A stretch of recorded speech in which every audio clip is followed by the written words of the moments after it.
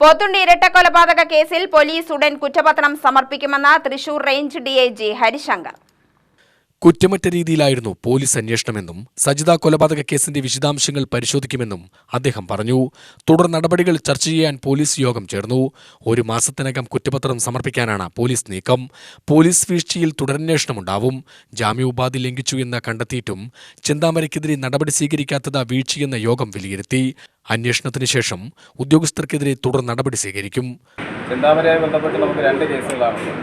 Previous 2019 ഒരു murder കേസുണ്ട്, recent ആയിട്ട് 2 കേസും വിശദമായി ഡിസ്കസ് ചെയ്തിട്ടുണ്ട്.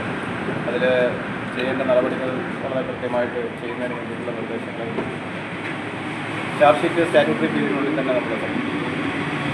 അതിൽ ആദ്യത്തെ കേസിൻ്റെ ട്രയൽ ആരംഭിക്കുന്ന ഒരു സാഹചര്യം. അപ്പോൾ അതിൽ പഴയ കേസിൻ്റെയും എവിഡൻഷ്യസും കാര്യങ്ങളും എല്ലാം നമ്മൾ വിശദമാക്കി വെച്ചു. അതിൽ ആ ട്രയൽ പ്രോപ്പറായിട്ട് നമ്മുടെ ഭാഗത്തുള്ള മോണിറ്ററിംഗ് ഫോളോ അപ്പ് ഉണ്ടാകാനുള്ള നടപടി. അതിൽ അന്വേഷണം നടക്കുകയാണല്ലോ. Enquiry is going on.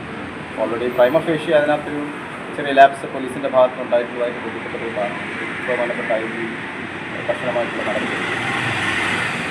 അതിൽ എൻക്വയറി നടന്ന് അതിൻ്റെ റിപ്പോർട്ട് വന്നതിന് ശേഷമാണ് ബാക്കി നടപടി നമുക്ക് പറയാൻ കഴിയുക.